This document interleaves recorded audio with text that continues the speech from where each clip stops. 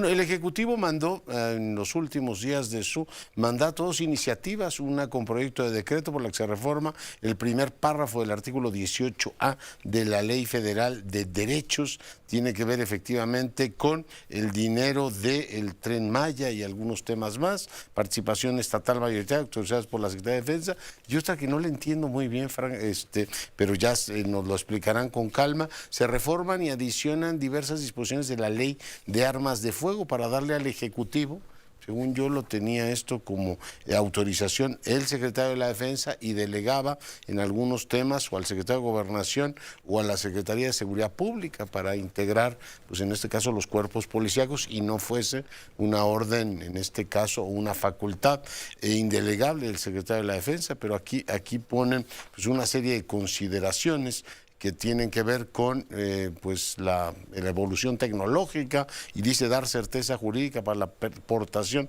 de armas de fuego permitidas para personas ejidatarias, comuneras, sucesoras, pequeños propietarios, avecindados, jornaleros de campo, así como pueblos y comunidades indígenas y afromexicanos.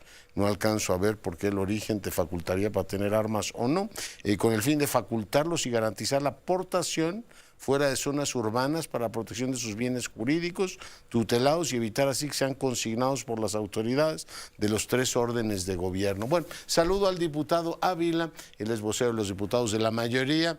Diputado, ¿cómo está? Buenas tardes, noches. Bien, doctor, con el gusto de saludarlo. Muy buenas noches y con el gusto de saludar a tu auditorio. Oiga, ¿ya esperaban estas dos iniciativas que les llegan? Mira, no solamente las esperábamos, fueron parte de la plataforma política que promovimos quienes hicimos campaña durante muchos meses, ¿no? Tú recordarás que el proyecto de nación de la doctora Claudia Sheinbaum, pues fundamentalmente se basó, yo diría, en dos ejes estratégicos. Uno fue Diálogos por la Transformación, que fue este proyecto que encabezó el doctor Juan Ramón de la Fuente, donde estuvieron participando muchas y muchos expertos académicos, científicos, doctores, ¿no? Y ahí se construyeron 100 propuestas, digamos, esenciales de nuestro proyecto de nación, y también formaron parte del proyecto de la plataforma política las reformas constitucionales, el llamado Plan C, que envió el presidente de la República hace unos meses. Entonces sí, no solamente lo conocíamos, hicimos campaña con él, lo promovimos, fue parte de la plataforma, y hoy pues claramente le estamos cumpliendo al pueblo de México. Ya, pero esas son las constitucionales, pero estas dos que mandó el presidente, ¿las esperaban? Sí, también es un tema que había que entrar al análisis. Hoy, por ejemplo, le entramos a los pueblos originarios y las comunidades afromexicanas o afrodescendientes, y me parece que en esta lógica de darles más facultades, de poder respetar y ampliar los derechos que tienen, ¿no? De incluso incorporar dentro de la Constitución, la propia Constitución de los pueblos originarios y afrodescendientes, pues es otorgarles todas las facultades que les permitan regirse, ¿no?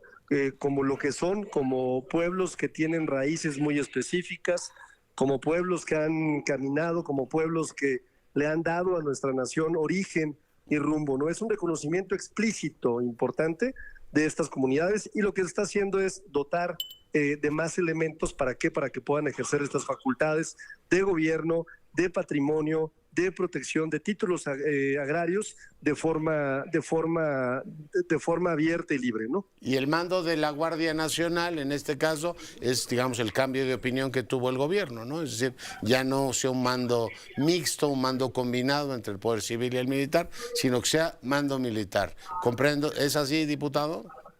Pues mire, lo que se está buscando es que se discuta el día de mañana. Hoy tenemos un dictamen, habrá reservas. No podría yo decirle cómo va a quedar ese dictamen porque hay posicionamientos a favor y en contra. Y sería también decirle pero tienen ustedes la mayoría, ¿no? Tenemos la mayoría, pero sería una falta de respeto porque hemos tratado de ser muy institucionales, incluso con la minoría, ¿no? Y en esa lógica, pues esperemos mañana las reservas del dictamen, esperemos mañana los posicionamientos a favor y en contra, y veamos qué es lo que sucede con esta reforma constitucional. Yo creo que lo importante, lo más rescatable de esta reforma constitucional es sin duda dotar de facultades de investigación a la Guardia Nacional para que pueda coadyuvar con el Ministerio Público. Eso me parece fundamental. Y el mando, muchísimas, Así es. Que el mando sea el secretario de Defensa. Pero dígame una cosa, ustedes están de acuerdo, ¿no? Claro que estamos de acuerdo, porque además yo he utilizado una analogía que a mí me gusta mucho, que es, mucha gente dice, es que están militarizando. Yo digo, no, estamos modificando en esencia una fuerza de seguridad pública ciudadana que tenga, sí, una doctrina militar, sí que tenga una carrera escalonada, larga y respetada como la tienen las Fuerzas Armadas, el Ejército y la Marina Armada de México, pero con la idea de que sea ciudadana. Y en esa lógica viene también en la reforma constitucional temas de respeto a los derechos humanos, por supuesto, que me parece fundamental. Que también las Fuerzas Armadas respetan derechos humanos. Aquí es el cambio, ¿no? La Guardia Nacional nace con un consenso constitucional que Morena, bueno, el presidente decidió romper y ahora, en este caso, prefieren que sea militar. Ese es el asunto, ¿no? Sí, y me parece además un tema atinado, reitero, ¿no? ¿Por qué? Porque finalmente tenemos Fuerzas Armadas que hacen una labor muy importante, no solamente de seguridad nacional, en muchos ámbitos los hemos visto hacer mucho con poco, ¿no? Fíjate que el Ejército Mexicano y las Fuerzas Armadas, con el 2% del Producto Interno Bruto, que no es ni siquiera lo que la OTAN recomienda que tengan de presupuesto los ejércitos en el mundo, logra ayudar no solamente en labores de seguridad nacional. Lo hace muy bien. Oiga, preguntarle... Lo hace en desastres naturales, lo hace en términos de seguridad social, absolutamente lo hace claro, en términos son muy médicos, apreciados. ¿no? Sí, no, el tema es si deben llevar seguridad pública, que es ahora creo que la novedad. Le pregunto una cosa, en este caso ya les presentó la presidenta la idea que tienen de cómo va a quedar el resto de la administración pública con competencias en seguridad. Es algo que tenemos que discutir todavía. Vamos por la reforma constitucional y rápidamente nos sentaremos ya a analizar lo que serán las leyes secundarias. Porque tienen que revisar, creo que el 29, ¿no? Algo que dice ahí que las Fuerzas Armadas no pueden usar para otro propósito que no sean los temas que tienen expresamente conferidos, ¿no? Así es, tienes razón, doctor. Pues, diputado, muchas gracias por haber estado esta noche con nosotros.